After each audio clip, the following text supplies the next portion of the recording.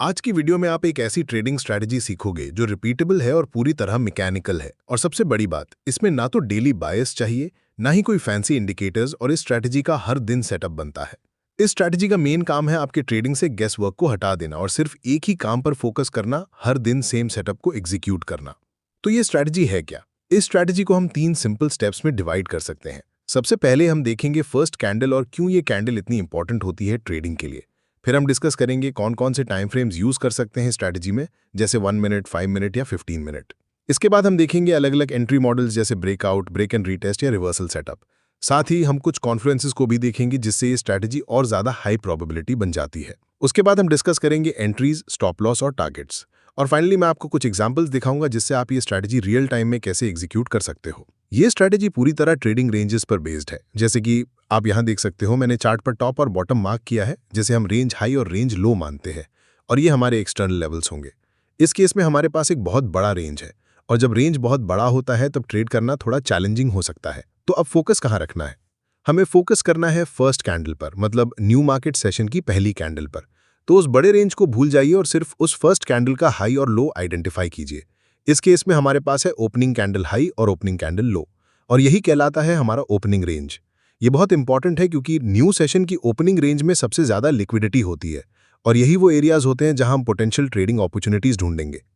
अब अगला सवाल जो मुझे अक्सर पूछा जाता है, हमें कौन कौन से सेशंस पर ध्यान देना चाहिए? लंदन सेशन, न्यूयॉर्क सेशन या एशिया सेशन? ये तीनों मेजर सेशंस हैं, और चाहे आप स्टॉक्स, फॉरेक्स या फ्यूचर्स ट्रेड करते हो, ये सेशंस हर बार आते हैं। मैं लंदन सेशन को प्री मार्केट या आफ्टर आवर्स मानता हूं, न्यूयॉर्क सेशन को एक्चुअल मार्केट आवर्स मानते हैं, और एशिया सेशन को फिर से आफ्टर आवर्स।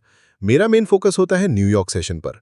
न्यूयॉर्क सेशन शाम 7 बजे ओपन होता है according to Indian standard time, और रीजन ये है कि न्यूयॉर्क सेशन में सबसे ज्यादा वॉलेटिलिटी और लिक्विडिटी होती है, इसलिए यही सेशन सबसे ज्यादा सूटेबल है ओपनिंग रेंज को मार्क करने के लिए। आप चाहो तो लंदन या एशिया सेशन भी यूज कर सकते हो, लेकिन मेरे एक्सपीरियंस में न्यूयॉर्क सेशन सबसे रिलायबल है ओपनिंग रेंज और फर्स्ट कैंडल के लिए। एक बार जब हमने मार्केट सेशंस आइडेंटिफाई कर लिए, तो अब हमें करना क्या है? 7 PM इंडियन स्टैंडर्ड टाइम की पहली कैंडल को मार्क करना है। बस सिंपल है, उस कैंडल का हाई और लो मार्क कर लो जो शाम 7 बजे पर बनती है। अब सवाल आता है कौन सा टाइम फ्रेम यूज करें? हमारे पास 15 मिनट, 5 मिनट और 1 मिनट टाइम फ्रेम्स हैं। ये तीनों बेस्ट है ओपनिंग रेंज ट्रेडिंग के लिए। 15 मिनट से ऊपर कोई भी टाइम फ्रेम बहुत बड़ा रेंज बना देगा जो बिगिनर्स के लिए यूजफुल नहीं होगा। अब चार्ट के लेफ्ट साइड में हमारे पास 15 मिनट का हाई और लो मार्क किया गया है, बीच में 5 मिनट का, और राइट साइड में 1 मिनट का हाई लो। ये सब आपके ओपनिंग रेंजेस हैं, अलग अलग टाइम फ्रेम्स के हिसाब से। तो आप जिस टाइम फ्रेम पर ट्रेड कर रहे हो उसी के हिसाब से ओपनिंग रेंज चूज करनी चाहिए।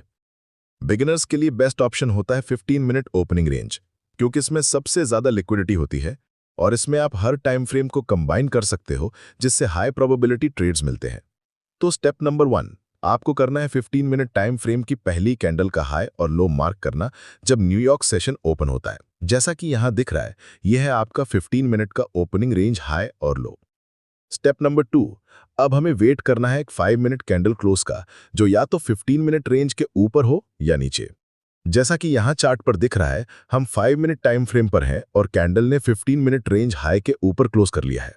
अगर प्राइस डाउन साइड में जा रहा हो तो हम 5 मिनट कैंडल क्लोज का वेट करेंगे जो 15 मिनट रेंज लो के नीचे हो। स्टेप नंबर 3, अब हम 1 मिनट टाइम फ्रेम पर जाएंगे और एंट्री पॉइंट्स ढूंढेंगे कंटिन्यूएशन के लिए। जैसा कि यहां दिख रहा है, 15 मिनट रेंज का हाई और लो मार्क किया गया है। अब जब प्राइस 15 मिनट हाई को 5 मिनट कैंडल क्लोज के साथ तोड़ता है, तो हम 1 मिनट चार्ट पर एंट्री अपॉर्चुनिटीज देख सकते हैं अपसाइड मूव के लिए। अब बात करते हैं 3 तरह की एंट्रीज की जो हम देख सकते हैं। पहली एंट्री है ब्रेकआउट या ओपनिंग रेंज ब्रेक। जैसे ही हमें 5 मिनट कैंडल क्लोज मिलती है, हम लोअर टाइम फ्रेम पर एंट्री ले सकते हैं।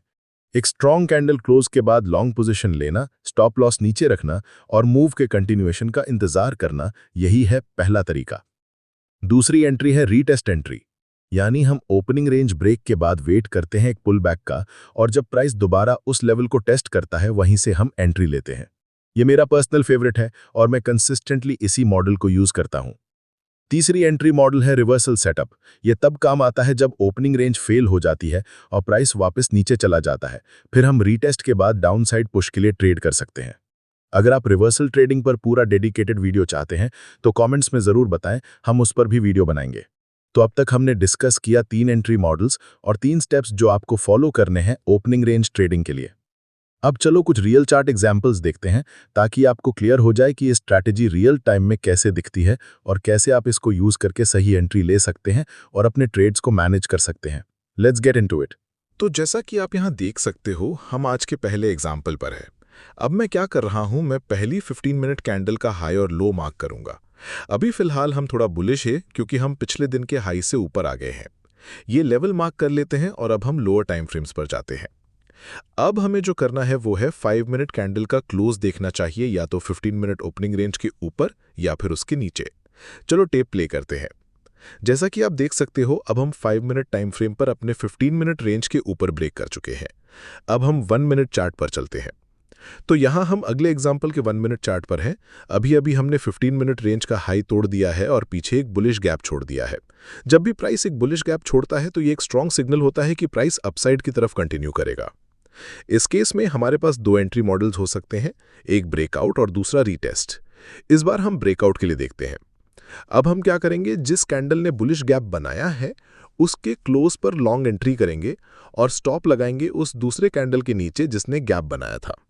और अब हम जो देख सकते हैं वो है एक fixed 1 to 2 risk reward target upside की तरफ। जैसा कि आप यहाँ इस चार्ट पे देख सकते हो, हमें एक बहुत ही अच्छा ब्रेकआउट मिला 15 मिनट रेंज से और प्राइस ने उस मोमेंटम को कंटिन्यू भी किया। इस केस में रीटेस्ट एंट्री भी बहुत अच्छा काम करती। जब आप ओपनिंग रेंज के ब्रेकआउट ट्रेड कर रहे हो तो आपको चार्ट पर डिस्प्लेसमेंट देखना चाहिए और वो दिखाई देता है बुलिश गैप के फॉर्म में। ये सबसे बढ़िया तरीकों में से एक है ओपनिंग रेंज को ट्रेड करने का, क्योंकि अक्सर ऐसा होता है कि प्राइस रीटेस्ट के लिए वापस नहीं आता, स्पेशली जब कोई चीज़ बहुत बुलिश हो और हायर टाइम फ्रेम पर कोई ड्रॉ लिक्विडिटी हो जिसकी तरफ प्राइस खिंचा चला जा रहा हो। और बस इसी के साथ उम्मीद है आपको ये वीडियो पसंद आया होगा। अगर हाँ तो प्लीज़ एक लाइक और सब्सक्राइब कर देना और अगले हफ्ते मिलते हैं एक नए वीडियो के साथ।